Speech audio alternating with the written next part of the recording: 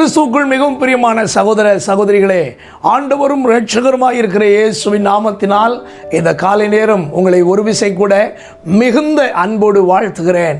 கர்த்தர் உங்களை ஆசீர்வதிப்பார், உங்களை மேன்மைப்படுத்துவார், சுகமாயிருப்பீர்களாக. இந்த காலை நேரமும் நம்முடைய தியானத்திற்காய் ஒரு வசனத்தை நாம் வாசிக்க கேட்போமா? ரோமருக்கு எழுதின நிருபம் 8வது அதிகாரம் 39வது வசனம். உயர்வானாலும் தாழ்வானாலும் வேறெந்த சிருஷ்டியானாலும் நம்முடைய கர்த்தராகிய கிறிஸ்து இயேசுவில் உள்ள தேவனுடைய அன்பை விட்டு நம்மை பிரிக்க மாட்டாதென்று நிச்சயித்திருக்கிறேன். எனக்கு அன்பான தேவனுடைய பிள்ளைகளே, இந்த காலை நேரம் நம்முடைய தியானம் பவுலின் நிச்சயம். தேவனுடைய மனிதனாகிய பவுலுக்குள் இருந்த ஒரு பயங்கரமான உறுதி நமக்குள்ளே இந்த காலை நேரம் காணப்பட வேண்டும் என்று தேவன் விரும்புகிறார். பவுல் சொல்கிறார், உயர்வானாலும். சிலர் தங்கள் வாழ்க்கையில் தாழ்வு நிலைமையிலே ஆண்டவரை அதிகமாய் பற்றி கொள்வார்கள். எப்படியாவது கர்த்தர் எங்களை ஆசீர்வதிப்பார், எங்களை உயர்த்துவார், எங்களை மேன்மைப்படுத்துவார் என்று நம்பிக்கையோடு கர்த்தரை பற்றி கொள்வார்கள். அதிகமாய் ஆண்டவரை நேசிப்பார்கள். ஆனால் ஆசீர்வதிக்கப்பட்டு அவர்களுடைய ஸ்டேட்டஸ் உயர்ந்த பிறகு அநேகர் கர்த்தரை மறந்து போவார்கள். அவர்களுடைய அன்பு குறைந்து போய்விடும், தேவனை மறந்து போவார்கள். அன்பானவர்களே, பவுல் சொல்கிறார், எனக்கு எந்த உயர்வு வந்தாலும் தேவனுடைய அன்பை என்னை விட்டு அது பிரிக்க முடியாது என்று அவர் நிச்சயித்திருந்தார். இரண்டாவது சொல்கிறார், தாழ்வானாலும்.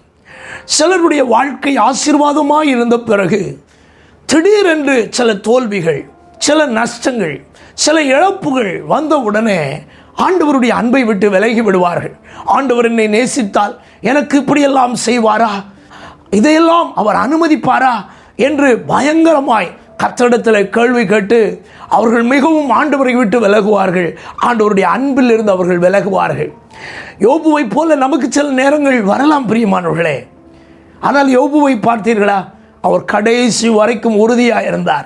அதே போல தாழ்வு நிலைமைகள் எங்க வேண்டுமென்றாலும் வரட்டும், நம்முடைய வாழ்க்கையில் இயேசுவின் மேல் உள்ள அன்பை இந்த தாழ்வானது பிரிக்காது. வாழ்வு காலத்தில் எப்படி நான் இயேசுவை நேசித்தேனோ அதே போல இந்த தாழ்வு காலத்திலும் இயேசுவை நேசிப்பேன் என்கிற உறுதி உங்களுக்குள்ளே இருக்குமானால், உங்கள் தாழ்வில் ஆண்டவரை நீங்கள் நேசிக்கிற நேசத்துக்கு ஈடாய் கர்த்தர் உங்களை மறுபடியும் இரட்டிப்பான நன்மைகளை தந்து கனம் பண்ணுவதற்கு உண்மை உள்ளவராக இருக்கிறார். இன்னும் பவுல் சொல்லுகிறார் பாருங்கள், வேறு எந்த சிருஷ்டியானாலும் சரி என்று சொல்லுகிறார். எந்த ஒரு காரியமானாலும் சரி, இயேசுவின் அன்பை என்னை விட்டு பிரிக்கவே முடியாது என்று அவர் தீர்மானிக்கிறார். மனிதர்கள் நம்மை பிரிக்க முடியாது, உறவுகள் நம்மை பிரிக்க முடியாது, உயர்வான ஆசீர்வாதங்கள் நம்மை பிரிக்க முடியாது. எதுவுமே ஆண்டவருடைய அன்பிலிருந்து என்னை பிரிக்க முடியாது என்று பவுல் நிச்சயித்தது போல நாமும் நிச்சயித்துக் கொள்ளுவோம். ஆண்டவரை அதிகமாய் நேசிக்க பழகுவோம். அதிகமாய் நேசிக்கிறவர்களுக்கு அதிகமான தேவ கிருபையும் அதிகமான ஆசீர்வாதமும் உண்டாகும் என்பதில் சந்தேகமே இல்லை. கர்த்தரை அதிகமாய் நேசிக்கும் கிருபை உங்களுக்கு உண்டாகுவதாக. நாம் ஜெபிப்போமா? எங்களுடைய வாழ்க்கையில் நாங்கள் உம்மை எப்பொழுதும் ஆழமாய் நேசிக்க வேண்டும் என்று விரும்புகின்ற எங்கள் நல்ல தகப்பனே, நாங்கள் உம்மை அதிகமாய் நேசிக்க எங்களுக்கு கிருபை தாரும்.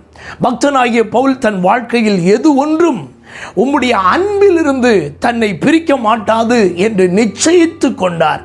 அதுபோல நாங்களும் உம்மை நேசிக்கின்ற விஷயத்தில் நிச்சயம் உள்ளவர்களாயிருக்க, உயர்விலும் தாழ்விலும் எந்த ஒரு சூழ்நிலையிலும் உம்முடைய அன்பிலிருந்து நாங்கள் விலகாதபடி அதிகமாய் உம்மை நேசிக்க எங்களுக்கு கிருபை தந்து எங்களை நடத்துவீராக, எங்களை ஆசீர்வதிப்பீராக. இந்த நாளையும் எங்களுக்கு ஆசீர்வாதமாய் மாற்றித்தாரும், ஜெயமாய் நடத்தும், எங்களோடு கூட இரும், பெரிய காரியங்களை செய்யும். இரட்சகர் இயேசுவின் நாமத்தில் இவைகளை மிகுந்த மனத்தாழ்மையோடு வேண்டிக் கொள்கிறோம் எங்கள் நல்ல பிதாவே, ஆமென். God bless you. கர்த்தர் உங்களை ஆசீர்வதிப்பார். ஆமென்.